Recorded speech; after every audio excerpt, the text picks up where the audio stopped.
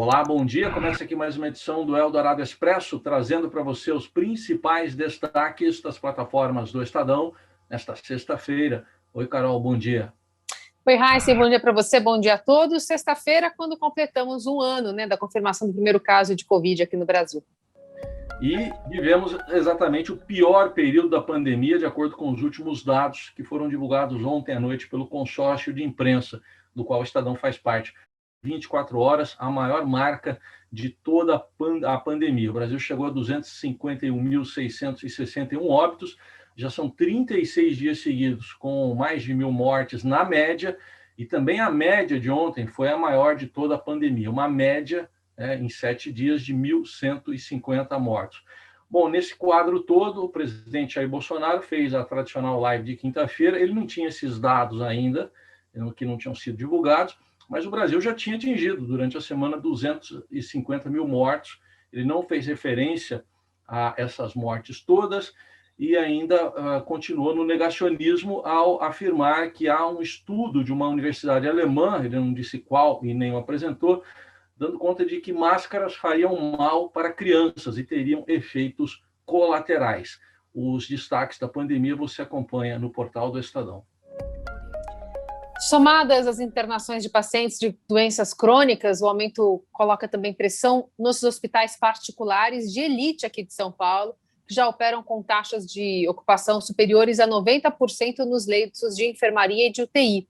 Essa alta tem sido associada por médicos e especialistas aos efeitos das aglomerações e também à preocupação com as consequências do carnaval, sem contar essa nova cepa, essa nova variante que também está circulando pelo estado. O SUS também enfrenta o seu pior momento desde o início da pandemia. As taxas de ocupação de UTIs do sistema público batem recordes, com 17 capitais já registrando lotação de pelo menos 80%.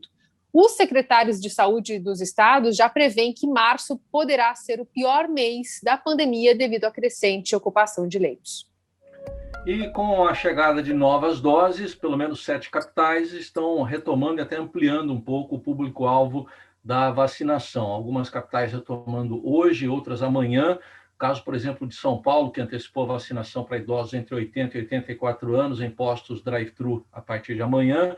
Também Salvador, Fortaleza, Recife, Goiânia, Porto Alegre, o Distrito Federal também retomando a campanha de vacinação. Ao mesmo tempo, alguns estados estão tomando medidas mais restritivas por causa do avanço da pandemia. Caso do estado de São Paulo, onde em todo o estado, a partir de hoje à noite e até 14 de março, vai vigorar um toque de restrição, tentando restringir a circulação de pessoas entre 11 da noite e 5 da manhã.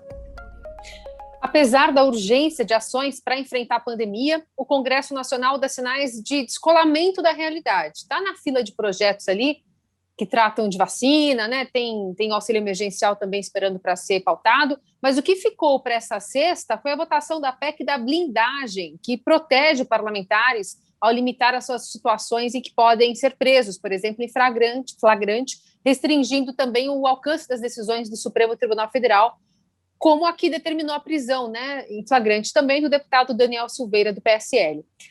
Em revés, até o presidente da Câmara, Arthur Lira, o Centrão não conseguiu formar consenso ontem nem negociar acordos com a oposição para dar andamento na proposta.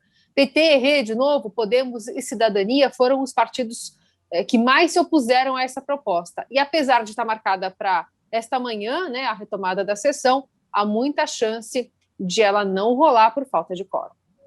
Bom, também tem uma espécie de descolamento da realidade, mas primeiro vamos ficar dentro de campo. Flamengo, campeão brasileiro pela 8ª vez, bicampeão agora, porque foi campeão na temporada 2019 e agora ontem ganhando a temporada 2020, mesmo com derrota. Perdeu para o São Paulo por 2-1 no Morumbi, mas o Inter, que também poderia ser campeão, ficou no empate 0-0 contra o Corinthians no Beira-Rio. E a delegação do Flamengo chegou hoje cedinho ao Rio de Janeiro, foi recebida com muita aglomeração no aeroporto Galeão, muita gente estava lá desde as 3 da madrugada e sem máscara, e ontem também houve muita aglomeração em bares do Rio de Janeiro, muita gente sem máscara para assistir à conquista de mais um título pelo Flamengo.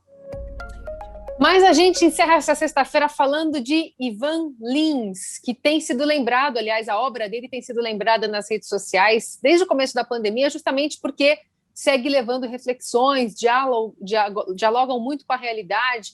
Então, tem, por exemplo, a música Nos Dias de Hoje, 78, que fala, né, não pare nas praças, não corra perigo, não ande nos bares, esqueça os amigos, né? E é um contexto que ali fazia alusão, né, à repressão da ditadura, mas tem outras que também estão circulando, tem Cartomante, Deixa eu Dizer, Desesperar Jamais, Bandeira do Divino, Novo Tempo, também estão na lista das músicas que, segundo até o compositor, retratam a história, que é cíclica, igual à moda. E essas letras todas são do Vitor Martins, um grande companheiro de Ivan Lins na sua trajetória.